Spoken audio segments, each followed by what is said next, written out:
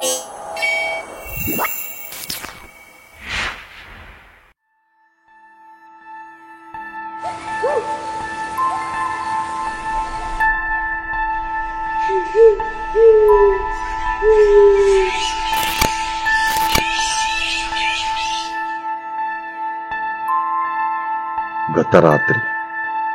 ಸಹಜ ಬದುಕಿನ ನೈಜ ಕಥೆಗಳ ಆಧಾರಿತ ಕಥಾಪಯಣ.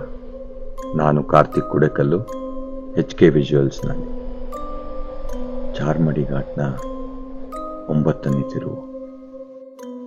ಅಂದು ದಿನಾಂಕ 12/7/2008. ಸಂಜೆ ಒಂದು 4 ಗಂಟೆ ಆಗಿರ್ಬೋದು. ಯಾವತ್ತೂ ಇಲ್ದಿರೋ ಹುಮ್ಮಸ್ಸು ಖುಷಿ ಅವತ್ತು ಎದ್ದು ಕುಣಿತಾ ಇತ್ತು. ಕಾರಣ, ರುದ್ರ ಊರಿಗೆ ತನ್ನ ತಾಯಿಯನ್ನು ನೋಡಕ್ ಹೊರಟಿದ್ದ. ನಾನು ರುದ್ರ ಚಿಕ್ಕ ವಯಸ್ಸಿಂದ ಒಟ್ಟಿಗೆ ಓದಿ ಬೆಳೆದು ಹೈಯರ್ ಸ್ಟಡೀಸ್ಗಂತ ಬ್ಯಾಂಗ್ಳೂರ್ಗೆ ಹೋಗಿ ಅಲ್ಲೇ ಕಂಪನಿಗೆ ಕೆಲ್ಸಕ್ಕೆ ಸೇರ್ಕೊಂಡ. ಊರಿಗೆ ಬರೋದು ಕಮ್ಮಿ ಆಯಿತು. ಮೋಸ್ಟ್ ಆಫ್ ದ ಟೈಮ್ ನಂದು ಒಂದು ಮಾತುಕತೆ ಬರೀ ಫೋನಲ್ಲಿ. 2 ವರ್ಷ ಆದಮೇಲೆ ಊರಿಗೆ ಬರ್ತಾ ಇರೋ ಸಂತೋಷ ಅವನಿಗೆಷ್ಟಿತ್ತೋ, ಹಳೆ ಸ್ನೇಹಿತನ ನೋಡೋ ಹುಮ್ಮಸ್ಸು ನನಗಿನ್ನೂ ಇತ್ತು. ರುದ್ರನ ತಾಯಿ ಅವನು ಬರೋದನ್ನೇ ಕಾಯ್ತಾ ಇದ್ರು. ರುದ್ರ ಬೆಂಗಳೂರಿಂದನೇ ತನ್ನ ಬೈಕಲ್ಲಿ ಪ್ರಯಾಣ ಸ್ಟಾರ್ಟ್ ಮಾಡಿ ಚಾರ್ಮಡಿ ಘಾಟ್ ಎಂಟರ್ ಆಗಿಂತ ಮುಂಚೆ ಒಂದು ಟೀ ಸಿಗರೇಟ್ಗಂತ ನಿಲ್ಲಿಸ್ತಾನೆ. ಗಂಟೆ ಸುಮಾರು ಒಂದು 11:45 ಆಗಿರ್ಬೋದು. ನನಗೆ ಕಾಲ್ ಮಾಡಿ, 2 ಅವರಲ್ಲಿ ಮನೆ ರೀಚ್ ಆಗ್ತೀನಿ, ಜೋರಾಗಿ ಮಳೆ ಬರ್ತಾ ಇದೆ, ಡೈರೆಕ್ಟಾಗಿ ಅಲ್ಲೇ ಬಂದ್ಬಿಡು. ನೆಟ್ವರ್ಕ್ ಇಲ್ಲದೆ ಇರೋ ಕಾರಣ ಫೋನ್ ಕಟ್ಟಾಯಿತು. ಚಾರ್ಮಡಿ ಘಾಟ್ ಹಗಲಲ್ಲಿ ಎಷ್ಟು ಸುಂದರವಾಗಿ ಕಾಣಿಸುತ್ತೋ, ರಾತ್ರಿ ಹೊತ್ತು ತನ್ನ ಒಡಲಲ್ಲಿ ಭಯಾನಕ ಅನುಭವವನ್ನು ಸೃಷ್ಟಿ ಮಾಡಿತ್ತು. ರಾತ್ರಿ ಹೊತ್ತು ಒಬ್ಬನೇ ರೈಡ್ ಮಾಡಿಕೊಂಡು 12 ಹೇರ್ ಪಿನ್ ಕ್ರಾಸ್ ಮಾಡೋದು ಸುಲಭ ಇರಲಿಲ್ಲ. ರುದ್ರ ಮೂಲತಃ ಉಜ್ರೆಯವನಾಗಿದ್ದರಿಂದ ಅವನಿಗೆ ಇದು ಮಾಮೂಲಿ ರೂಟ್ ಆಗಿತ್ತು. ಆದರೆ ಇದೇ ಫಸ್ಟ್ ಟೈಮ್ ಇಷ್ಟು ರಾತ್ರಿಯಲ್ಲಿ ಅದು ಒಬ್ಬನೇ ಬರ್ತಾ ಇದ್ದ. ಕೆಲವು ಸಲ ದಾರಿ ಉದ್ದಕ್ಕೂ ಒಂದೇ ಒಂದು ಗಾಡಿ ಕಾಣಲ್ಲ. ಕಾರಣ, ಚಾರ್ಮಡಿ ಘಾಟಲ್ಲಿ ರಾತ್ರಿ ಹೊತ್ತು ಯಾರು ಓಡಾಡಕ್ಕೆ ಇಷ್ಟಪಡಲ್ಲ.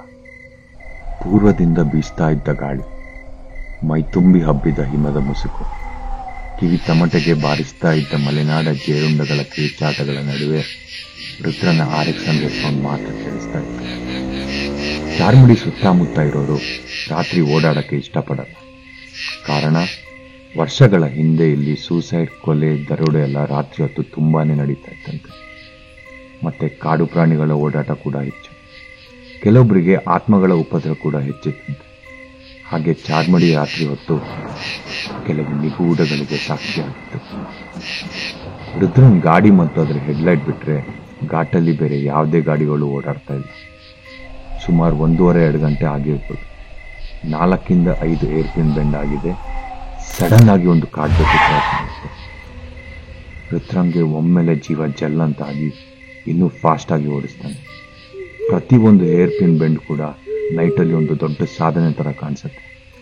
ಯಾಕಂದ್ರೆ ಅಕ್ಕ ಪಕ್ಕ ಹಿಂದೆ ಮುಂದೆ ಯಾರೂ ಇರಲ್ಲ. ಒಂದು ಕಡೆ ಕಾಡು ಪ್ರಾಣಿಗಳ ಭಯ, ಇನ್ನೊಂದು ಕಡೆ ಆತ್ಮಗಳ ಅಂಜಿಕೆ. ಆತ್ಮಗಳನ್ನ ನೋಡಿರೋರು ಅದ್ರ ಬಗ್ಗೆ ಮಾತಾಡಲ್ಲ, ನೋಡದೇ ಇರೋರು ಅದನ್ನ ನಂಬಲ್ಲ. ರುದ್ರಂಗೆ ಭಯ ಇದ್ದಿದ್ದು ರಾಬ್ರಿ ಮಾಡಕ್ಕೆ ಯಾರಾದ್ರೂ ಇದ್ರೆ ಅಂತ. 7ನೇ ಏರ್ಪಿನ್ ಬೆಂಡ್ ಆದ್ಮೇಲೆ ರುದ್ರಂಗೆ ದೂರದಿಂದ ಏನೋ ಒಂಥರ ಧ್ವನಿ ಕೇಳ್ತಾ ಇರುತ್ತೆ. ಬೈಕ್ ಸೌಂಡ್ಗೆ ಅದು ಕ್ಲಿಯರ್ ಆಗಿ ಕೇಳಿಸ್ತಾ ಇರಲಿಲ್ಲ. ರುದ್ರ ಸ್ವಲ್ಪ ಗಾಡಿ ಸ್ಲೋ ಮಾಡಿ ನಿಲ್ಲಿಸ್ತಾನೆ. ಆದ್ರೂ ಸೌಂಡ್ ಕ್ಲಿಯರ್ ಆಗಿ ಕೇಳಿಸ್ತಾ ಇಲ್ಲ. ಬಟ್ ಸೌಂಡ್ ಮಾತ್ರ ಬರ್ತಾ ಇದೆ. ಇನ್ನೇನು 9ನೇ ಏರ್ಪಿನ್ ಬೆಂಡ್ ಹತ್ರ ಬರ್ತಿದ್ದಂಗೆ ಎಲ್ಲೋ ಕೇಳಿಸ್ತಾ ಇದ್ದ ಧ್ವನಿ ಜೋರಾಗಿ ಇಲ್ಲೇ ಪಕ್ಕದಲ್ಲಿ ಕೇಳಿಸ್ತಾ ಇದೆ. ಆ ನಿಶಬ್ದ ರಾತ್ರಿಯಲ್ಲೂ ಯಾರೋ ಕಿರ್ಚೋದು ಕೇಳಿಸ್ತಾ ಇದ್ರೆ ಯಾರಿಗೆ ಆದ್ರೂ ಜೀವ ಜಲ್ಲನತ್ತೆ. ರುದ್ರಂಗೆ ಮುಂದೆ ಹೋಗೋಕ್ಕೆ ಭಯ ಆಗಿ ಗಾಡಿ ಸ್ಲೋ ಮಾಡಿ ನ್ಯೂಟ್ರಲ್ಗೆ ಹಾಕ್ತಾನೆ. ಧ್ವನಿ ಇವಾಗ ಸ್ಪಷ್ಟವಾಗಿ ಕೇಳಿಸ್ತಾ ಇದೆ. ಗಾಡಿ ಆಫ್ ಮಾಡಿ ಸರಿಯಾಗಿ ಕೇಳಿಸ್ಕೊಳ್ತಾನೆ. ಯಾರೋ ಹತ್ರದಲ್ಲೇ ಕಾಪಾಡಿ ಕಾಪಾಡಿ, ನನ್ನ ಗಂಡ ಮಗು ಕೆಳಗೆ ಬಿದ್ದಿದ್ದಾರೆ, ಯಾರಾದ್ರೂ ಕಾಪಾಡಿ ಅಂತ ಬೇಡ್ಕೊಳ್ತಿರ್ತಾರೆ. ಇದನ್ನು ಸ್ಪಷ್ಟವಾಗಿ ಕೇಳಿಸ್ಕೊಂಡ ರುದ್ರ ಸ್ವಲ್ಪನೂ ಟೈಮ್ ವೇಸ್ಟ್ ಮಾಡದೆ ಗಾಡಿ ಸ್ಟಾರ್ಟ್ ಮಾಡಿ ಹೆಲ್ಪ್ಗೆ ಹೋಗ್ತಾನೆ. ಒಂದು ಕಡೆ ಹೆಲ್ಪ್ ಮಾಡಬೇಕು ಅನ್ನೋ ಮಾನವೀಯತೆ, ಇನ್ನೊಂದು ಕಡೆ ಯಾವ್ದಾದ್ರೂ ರಾಬ್ರಿ ಮಾಡಕ್ಕೆ ಯಾರಾದ್ರೂ ಟ್ಯಾಪ್ ಮಾಡಿರ್ಬೋದಂತ ಇದೆಲ್ಲ ಯೋಚನೆಗಳ ಮಧ್ಯೆ 9ನೇ ಏರ್ಪಿನ್ ಬೆಂಡ್ ಹೊಡೆದು ಗಾಡಿ ಚೂರು ಮುಂದೆ ಹೋಗಿರತ್ತೆ. ಒಂದು ಹೆಂಗಸು ಓಡಿ ಬರ್ತಾಳೆ, ಕಾಪಾಡಿ ಕಾಪಾಡಿ ಕಾಪಾಡಿ ಅಂತ. ರುದ್ರನ ಅವಳನ್ನ ನೋಡಿ ಭಯ ಹಾಗೂ ಕನ್ಫ್ಯೂಷನ್ ಇಂದ ಸ್ವಲ್ಪ ಹಿಂದೆ ನಿಲ್ಲಿ. ರುದ್ರನ ಗಾಡಿ ಲೈಟ್ ನೋಡಿದ ಕೂಡಲೇ ಆ ಹೆಂಗಸು ರುದ್ರನ ಹತ್ರ ಓಡಿ ಬರ್ತಾಳೆ. ರುದ್ರ ಪಾಕೆಟಿಂದ ತನ್ನ ಚಿಕ್ಕ ಚಾಕು ತಗೊಳಕ್ಕೆ ಕೈ ಹಾಕ್ತಾನೆ. ರುದ್ರನ ಹತ್ರ ಓಡಿ ಬಂದ ಹೆಂಗಸು ಅಳಕ್ಕೆ ಸ್ಟಾರ್ಟ್ ಮಾಡ್ತಾಳೆ. ಅಣ್ಣ, ಅವಾಗಿಂದ ನಿಮ್ ಗಾಡಿ ಸೌಂಡ್ ಕೇಳಿಸ್ತಾ ಇದೆ, ನಿಮ್ಗೆ ಕಾಯ್ತಾ ಇದ್ದೆ. ನನ್ನ ಗಂಡ ಮಗು ಕೆಳಗೆ ಬಿದ್ದಿದ್ದಾರೆ, ಪ್ಲೀಸ್ ಹೆಲ್ಪ್ ಮಾಡಿ, ಅಕ್ಕಪಕ್ಕ ಯಾರೂ ಇಲ್ಲ, ಪ್ಲೀಸ್ ಹೆಲ್ಪ್ ಮಾಡಿ ಅಣ್ಣ ಅಂತ ಕಾಲಕ್ಕೆ ಬೀಳ್ತಾರೆ. ಹೆಡ್ಲೈಟ್ಗೆ ಸರಿಯಾಗಿ ಮುಖ ನೋಡಿದಾಗ ರುದ್ರನ್ಗೆ ಹೆಲ್ಪ್ ಮಾಡೋದು ಬಿಟ್ಟು ಬೇರೆ ಏನು ಯೋಚನೆ ಬಂದಿಲ್ಲ. ಈ ಪರಿಸ್ಥಿತಿಯಲ್ಲಿ ನೀವೇನ್ ಮಾಡ್ತಾ ಇದ್ರಿ? ರುದ್ರ ಟಾರ್ಚ್ ಮತ್ತೆ ಬ್ಯಾಗ್ ಕಟ್ಟಿದ್ದ ಹಗ್ಗ ತಗೊಂಡು ಎಲ್ಲಿ ಬಿದ್ದಿದೆ ತೋರಿಸಿ ಅಂತ ಕೇಳಿ ಮುಂದೆ ನಡೀತಾನೆ. ಅಣ್ಣ, ಅಲ್ಲೇ ಮರ ಕಾಣ್ತಾ ಇದೆಯಲ್ಲ, ಅದ್ರ ಪಕ್ಕದಲ್ಲೇ ಕೆಳಗೆ ಹೋಗಿದೆ ಕಾರ್, ಪ್ಲೀಸ್ ಬನ್ನಿ ತೋರಿಸ್ತೀನಿ ಅಂತ ಹೆಂಗಸು ಮುಂದೆ ಹೋಗ್ತಾಳೆ. ರುದ್ರ ಸ್ವಲ್ಪ ಡೌಟಲ್ಲೇ 2 ಹೆಜ್ಜೆ ಹಾಕಿ ಜೇಬಲ್ಲಿ ತನ್ನ ಚಾಕು ತಗೊಂಡು ಕೈಯಲ್ಲಿ ಗ್ರಿಪ್ ರೆಡಿ ಮಾಡ್ಕೊಳ್ತಾನೆ. ಇದು ಪ್ಲಾನ್ ರಾಬ್ರಿ ಆಗಿರ್ಬೋದು. ಯಾರೇ ಎಲ್ಲಿಂದ ಬಂದರೂ ಚಾಕು ಬೀಸ್ತೀನಿ ಅಂತ ಡಿಸೈಡ್ ಮಾಡಿ ಮರ ಹತ್ರ ಹೋಗಿ ಕೆಳಗೆ ನೋಡ್ತಾನೆ. ಬರೀ ಕತ್ತಲು. ಟಾರ್ಚ್ ಲೈಟ್ ಎಷ್ಟು ದೂರ ಹೋಗ್ತಾ ಇದ್ರು ಕಾರ್ ಕಾಣ್ತಾ ಇಲ್ಲ, ಅಥವಾ ಕೆಳಗೆ ಹೋಗಿರೋ ಗುರ್ತು ಕೂಡ ಸಿಗ್ತಾ ಇಲ್ಲ. ರುದ್ರ 1-2 ಹೆಜ್ಜೆ ಕೆಳಗೆ ಹೋಗಿ ನೋಡೋಣ ಅಂತ ಇಳ್ತಾನೆ. ಬರೀ ಕತ್ತಲು. ಕತ್ತಲು ಕವಿದ ದಟ್ಟ ಕಾಡು. ರುದ್ರಂಗೆ ಏನ್ ಮಾಡಬೇಕು ಗೊತ್ತಾಗ್ತಾ ಇಲ್ಲ. ಮೊಬೈಲ್ ನೆಟ್ವರ್ಕ್ ಇಲ್ಲ, ಅಕ್ಕಪಕ್ಕ ಬೇರೆ ಗಂಡಸು ಕೂಡ ಇಲ್ಲ. ಅಲ್ಲೇ ಇರಬೇಕಾ ಇಲ್ಲ ಹೊರಡಬೇಕಾ? ಒಂದು ಕಡೆ ಮನುಷ್ಯತ್ವ ಸ್ಪಂದಿಸ್ತಾ ಇದ್ರೆ, ಇನ್ನೊಂದು ಕಡೆ ಭಯ ಎಚ್ಚರಿಕೆ ನೀಡ್ತಾ ಇದೆ. ಉಸಿರಾಟಕ್ಕಿಂತ ವೇಗವಾಗಿ ರುದ್ರನ್ ತಲೆಯಲ್ಲಿ ಯೋಚನೆಗಳು ಓಡ್ತಾ ಇತ್ತು. ರುದ್ರನ ಹಾರ್ಟ್ ಬೀಟ್ ಜೋರಾಗಿ ಹೊಡ್ಕೊಳ್ಳೋಕ್ಕೆ ಸ್ಟಾರ್ಟ್ ಆಯಿತು.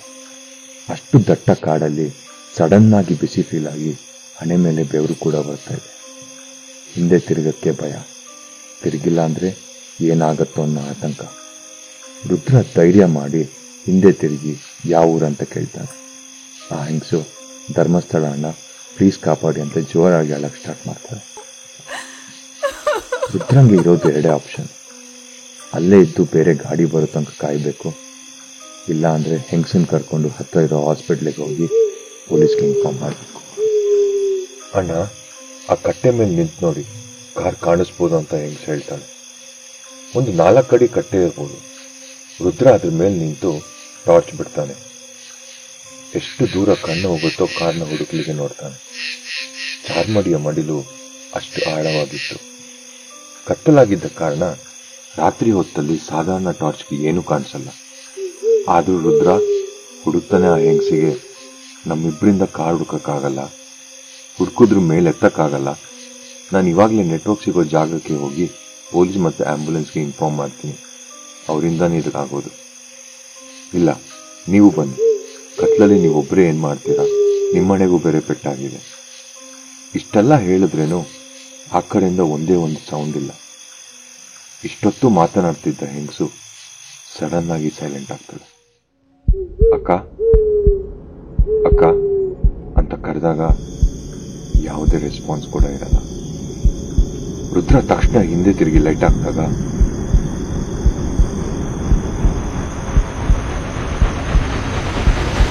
ಯಾರೂ ಇರಲ್ಲ. ರುದ್ರಂಗೆ ಕನ್ಫರ್ಮ್ ಆಗುತ್ತೆ, ಇದು ಪಕ್ಕ ಪ್ಲಾನ್ ರಾಬರಿ. ಅದಕ್ಕೆ ಕೆಳಗೆ ಇಳಿಸಿ ಮೇಲ್ ಬರ್ಬೇಕಾದ್ರೆ ಹೊಡಿತಾರೆ ಅಂತ.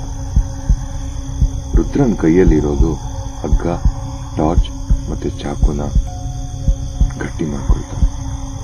ಸಡನ್ ಆಗಿ ರುದ್ರ ಟಾರ್ಚ್ ಆಫ್ ಮಾಡಿ ಕಟ್ಟೆ ಮೇಲೆ ಸೈಲೆಂಟ್ ಆಗಿ ನಿಲ್ತಾನೆ. ಎಲ್ಲೆಲ್ಲೂ ನಿಶಬ್ದ.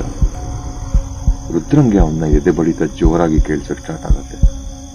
ಮೇಲೆ ಓಡಾಡೋ ಶಬ್ದ ಬಂದ್ರೆ ಎಷ್ಟು ಜನ ಇರ್ಬೋದು ಅಂತ ರುದ್ರ ಸುಮ್ಮನೆ ಲೈಟ್ ಆಫ್ ಮಾಡಿ ನಿಂತ್ಕೊಳ್ತಾರೆ. ಒಂದು 15-30 ನಿಮಿಷ ಆಗಿರ್ಬೋದು, ಏನೂ ಸೌಂಡ್ ಬರ್ತಾ ಇಲ್ಲ. ರುದ್ರಂಗೆ ಇರೋದು ಒಂದೇ ಆಪ್ಷನ್, ಧೈರ್ಯ ಮಾಡಿ ದೈವದ ಮೇಲೆ ಭಾರ ಹಾಕಿ ಮೇಲೆ ಹೋಗೋದು, ಇಲ್ಲ ಬೆಳಗ್ಗೆ ಆಗಿ ಗಾಡಿಗಳು ಓಡಾಡೋ ತನಕ ಕಾಯೋದು. ನೀವೇನ್ ಮಾಡ್ತಿದ್ರಿ ಇಂಥ ಸಿಚುವೇಶನ್ ಅಲ್ಲಿ? ರುದ್ರ ಒಂದು ಕೈಯಲ್ಲಿ ಟಾರ್ಚ್, ಇನ್ನೊಂದಲ್ಲಿ ಚಾಕು ಇಟ್ಕೊಂಡು ಮೆಲ್ಲಗೆ ಮೇಲೆ ಬರ್ತಾನೆ. ಒಂದೊಂದೇ ಹೆಜ್ಜೆ ಇಡುವಂತ ತಲೆ ಹೇಳ್ತಾ ಇದ್ರು, ಬಾಡಿ ಸಾಥ್ ಕೊಡ್ತಾ ಇಲ್ಲ. ಬೈಕ್ ತನ್ನಿಂದ ಒಂದು 25 ಫೀಟ್ ದೂರದಲ್ಲಿ ಇರ್ಬೋದು. ಮೊದಲನೇ ಸಲ 25 ಫೀಟ್ 25 ಕಿಲೋಮೀಟರ್ ದೂರ ಅನ್ಸಕ್ ಸ್ಟಾರ್ಟ್ ಆಯ್ತು. ಅಕ್ಕಪಕ್ಕ ಎಲ್ಲ ಟಾರ್ಚ್ ಹಾಕಿ ನೋಡ್ತಾನೆ, ಯಾರು ಕಾಣಲ್ಲ. ಆದ್ರೂ ಬೈಕ್ ಹತ್ರ ಹೋಗಕ್ಕೆ ಪ್ರಾಣ ಕಳ್ಕೊಳ್ಳೋ ಭಯ. ಯಾವ ಟೈಮಲ್ಲಿ ಎಲ್ಲಿಂದ ಬರ್ತಾರೆ ಅಂತ ರುದ್ರ ಆತಂಕದಲ್ಲೇ ಇದ್ದ. ಮನ್ಸಲ್ಲಿ ತಾನು ನಂಬೋ ದೈವಕ್ಕೆ ಪ್ರಾರ್ಥಿಸಿ 4 ಹೆಜ್ಜೆ ಮೆಲ್ಲಗೆ ಹಿಂದೆ ಇಟ್ಟು ಜೀವ ಬಿಟ್ಟು ತನ್ನ RX-100 ಹತ್ರ ಓಡ್ತಾನೆ. ಕೀ ಗಾಡಿಯಲ್ಲೇ ಇದ್ದ ಕಾರಣ ತಕ್ಷಣ ಸ್ಟಾರ್ಟ್ ಮಾಡಿ ಅಲ್ಲಿಂದ ರಪ್ ಅಂತ ಹೋಗ್ತಾನೆ. ಅಲ್ಲಿಂದ ಸೇಫ್ ಆಗಿ ಬಂದ್ರು ಚಾರ್ಮುಡಿ ಮುಗಿಯುವಷ್ಟರಲ್ಲಿ ಯಾರಾದ್ರೂ ಬರ್ಬೋದು ಅನ್ನೋ ಭಯ. ಎಲ್ಲಿ ಕೂಡ ಸ್ಲೋ ಮಾಡದೆ ರುದ್ರ ಆಕ್ಸಲರೇಟರ್ನ ಬಿಟ್ಟೇ ಇಲ್ಲ. ಆ ಕಡೆ ಈ ಕಡೆ ಎಲ್ಲೂ ನೋಡದೆ ಡೈರೆಕ್ಟ್ ಆಗಿ ಉಜ್ರೆ ತಲುಪಿ ಮನೆ ಸೇರ್ಕೊಳ್ತಾನೆ. ಮನೆ ಸೇರ್ಕೊಂಡೇನೋ ಆಯ್ತು, ಆದ್ರೆ ರುದ್ರನ್ ತಲೆಯಲ್ಲಿ 1000 ಪ್ರಶ್ನೆಗಳು ಓಡ್ತಾ ಇದೆ. ಏನೇ ಇರ್ಲಿ, ಮನೆ ಸೇಫ್ ಆಗಿ ರೀಚ್ ಆದ್ನಲ್ಲ ಅಂತ ನಿಟ್ಟುಸಿರು ಬಿಟ್ಟು ಮಲ್ಕೊಳ್ತಾನೆ. ನಾನು ನೈಟೆಲ್ಲ ಕಾಲ್ ಮಾಡಿದ್ರು ನಾಟ್ ರೀಚಬಲ್ ಇರೋ ಕಾರಣ ಬೆಳಿಗ್ಗೆ ಡೈರೆಕ್ಟ್ ಆಗಿ ರುದ್ರನ್ ಮನೆಗೆ ಹೋದೆ. ಅವ್ರ ತಾಯಿನ ಮಾತಾಡಿಸಿ ಅವ್ರು ಫೋರ್ಸ್ ಮಾಡೋದೊಂದು ತಿಂಡಿ ತಿಂದು ಅಲ್ಲೇ ಕೂತಿದ್ದೆ. ನಾನು ರುದ್ರ ಅಂಗನವಾಡಿಯಿಂದ ಜೊತೆಗೆ ಓದಿ ಬೆಳೆದು. ಸೊ ಅವ್ರ ಮನೆ ನನ್ಗೆ 2ನೇ ಮನೆ ಇದ್ದಂಗೆ, ಅವನ ತಾಯಿ ನಂಗೆ 2ನೇ ತಾಯಿ ಇದ್ದಂಗೆ. ರುದ್ರನ್ ರೂಮ್ಗೆ ಹೋಗಿ ಅವನ್ನ ಎಪ್ಸೋಣ ಅಂತ ಟ್ರೈ ಮಾಡ್ತೀನಿ. ಸಡನ್ ಆಗಿ ಎದ್ದು ಕೂತ್ಕೊಂಡು ನನ್ನ ಮುಖಾನೇ ನೋಡಕ್ ಸ್ಟಾರ್ಟ್ ಮಾಡ್ದ. ಏನಾಯ್ತು ನಿಂಗೆ ಅನ್ನೋ ಅಷ್ಟರಲ್ಲಿ ಅವನೇ ಎಲ್ಲ ಹೇಳ್ದ. ಬಾ ಪೊಲೀಸ್ ಸ್ಟೇಷನ್ಗೆ ಹೋಗಿ ಕಂಪ್ಲೇಂಟ್ ಕೊಡೋಣ, ರಾಬ್ರಿ ಮಾಡಕ್ಕೆ ಚಾರ್ಮಡಿಯಲ್ಲೊಂದು ಟೀಮ್ ರೆಡಿ ಆಗಿದೆ, ನಾನ್ ಜಾಗ ತೋರಿಸ್ತೀನಿ, ನಿನ್ನೆ ನನ್ನ ಮೇಲೆ ಟ್ರೈ ಮಾಡಿದ್ರು, ನಾನು ಬಚಾವಾಗಿ ಬಂದಿದ್ದೆ ದೊಡ್ಡ ವಿಷಯ ಅಂತ ಜೋರಾಗಿ ಉಸಿರು ತಗೊಂಡು ಹೇಳ್ತಾನೆ. ಇದನ್ನೆಲ್ಲ ಕೇಳಿಸ್ಕೊಂಡು ನಂಗೆ ಹೇಗ್ ರಿಯಾಕ್ಟ್ ಮಾಡ್ಬೇಕು ಅಂತ ಗೊತ್ತಾಗಿಲ್ಲ. ಎಷ್ಟು ಜನ ಇದ್ರು ರಾಬ್ರಿ ಮಾಡಕ್ಕೆ ಅಂತ ಕೇಳಿದೆ. ಅದಕ್ಕೆ ರುದ್ರ, ಎಷ್ಟು ಜನ ಇದ್ರು ಅಂತ ಗೊತ್ತಿಲ್ಲ, ಬಟ್ ನನಗ್ ಮಾತ್ರ ಒಂದು ಹೆಂಗಸು ಸಿಕ್ಕಿ ಕೆಳಗಡೆ ಗಂಡ ಮಗು ಬಿದ್ದಿದೆ, ಪ್ಲೀಸ್ ಕಾಪಾಡಿ ಅಂತ ನನ್ನ ಕೆಳಗ್ ಕಳ್ಸಿದ್ಲು, ಆಮೇಲೆ ಅವಳು ಕಾಣೆ ಆಗೋದ್ಲು ಅಂತಾನೆ. ರುದ್ರ, ನಾನು ಹೇಳೋದನ್ನ ಸರಿಯಾಗಿ ಕೇಳಿಸ್ಕೊ ಅಂತ. ನಿನ್ನೆ ಮಧ್ಯಾಹ್ನ ಚಾರ್ಮಡಿ ಘಾಟಲ್ಲಿ ಗಂಡ ಹೆಂಡತಿ ಮಗು ಕಾರಲ್ಲಿ ಪ್ರಪಾತಕ್ಕೆ ಬಿದ್ದು ಸತ್ತೋಗಿದ್ದಾರೆ. ಅವ್ರ ಕಾರ್ನ ಅಥವಾ ಬಾಡಿನ ಎತ್ತು ಕೂಡ ಪ್ರಯತ್ನ ಮಾಡಿಲ್ಲ. ಅದನ್ನ ಹೇಳೋ ಅಷ್ಟರಲ್ಲಿ ನಿನ್ನೆ ನೆಟ್ವರ್ಕ್ ಸಿಗದೆ ಫೋನ್ ಕಟ್ಟಾಯ್ತು. ಕಾಣಿಸ್ದೇ ಇರೋಷ್ಟು ಕೆಳಗೆ ಕಾರ್ ಹೋಗಿದೆ ಅಂದ್ರೆ ಅದನ್ನ ಎತ್ತಕ್ಕಾಗಲ್ಲ. ನನಗೆ ಅನ್ಸೋ ಪ್ರಕಾರ ನೆನ್ನೆ ಅದೇ ಆತ್ಮ ಕಾಣಿಸ್ಕೊಂಡಿರ್ಬೇಕು. ಸಡನ್ ಆಗಿ ಮಾಯ ಆದ್ಲು ಅಂದ್ರೆ ಏನರ್ಥ? ಕಾಪಾಡ್ಲೇಬೇಕಾದವಳು ಅಲ್ಲೇ ಇರ್ತಾ ಇದ್ಲಲ್ವಾ? ಇಲ್ಲ ರಾಬ್ರಿ ಮಾಡೋರು ನೀನ್ ಮೇಲ್ ಬಂದ ಮೇಲೂ ಏನು ಮಾಡಿಲ್ಲ ಅಂದ್ರೆ ನೀನೇ ಯೋಚನೆ ಮಾಡು. ನೆನ್ನೆ ನೀನ್ ನೋಡಿದ್ದು ಮಾತಾಡಿದ್ದು ಅದೇ ಆತ್ಮ ಜೊತೆ. ರುದ್ರ ಇದನ್ನೆಲ್ಲ ಕೇಳಿಸ್ಕೊಂಡು ಏನು ಮಾತಾಡದೆ ಹೋಗಿ ದೈವದ ಮುಂದೆ ಕೈ ಕಟ್ಟಿ ನಿಲ್ತಾನೆ. ರುದ್ರ ತುಂಬಾನೇ ಡಿಸ್ಟರ್ಬ್ ಆಗಿದ್ದಾನೆ ಅಂತ ಗೊತ್ತಾಯ್ತು. ಅವನ ಹೆಗಲ್ ಮೇಲೆ ಕೈ ಇಟ್ಟು, ಹೇಗೆ ಪಾಸಿಟಿವ್ ಆಗಿ ದೇವರಿದಾನೋ ನೆಗೆಟಿವ್ ರೂಪದಲ್ಲಿ ಪ್ರೇತ ಆತ್ಮ ಇರೋದು ಅಷ್ಟೇ ಸತ್ಯ. ಆ ಆತ್ಮ ನಿಂಗೆ ಯಾಕೆ ಕಾಣಿಸ್ಕೊಳ್ತೋ ಗೊತ್ತಿಲ್ಲ, ಬಟ್ ಏನು ಮಾಡದೆ ಜೀವಂತ ಬಿಟ್ಟಿದೆ ಅಂದ್ರೆ ಆತ್ಮ ಉದ್ದೇಶ ಏನು ಕೆಟ್ಟದಿರಲ್ಲ. ಇದನ್ನ ಇಲ್ಲಿಗೆ ಬಿಟ್ಬಿಡು ರುದ್ರ. ಒಂದು 3 ಸೆಕೆಂಡ್ಸ್ ರುದ್ರ ಏನು ಮಾತಾಡಲ್ಲ. ಸಡನ್ ಆಗಿ ಹಿಂದೆ ತಿರುಗಿ ನನ್ನ ಮುಖ ನೋಡ್ತಾನೆ.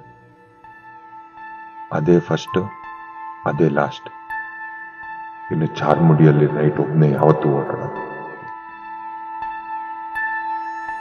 ಮತ್ತಷ್ಟು ರೋಚಕ ಕಥೆಗಳಿಗಾಗಿ ಸಬ್ಸ್ಕ್ರೈಬ್ ಮಾಡಿ HK ವಿಜುವಲ್ಸ್. ಮುಂದಿನ ಎಪಿಸೋಡ್ ಬೆಂಗಳೂರಿನ ಅಬ್ಬಿಗೆರೆ ಕ್ರಾಸ್. ಈ ಸಂಚಿಕೆಯೊಂದಿಗೆ ಭೇಟಿಯಾಗೋಣ. ನಮಸ್ಕಾರ.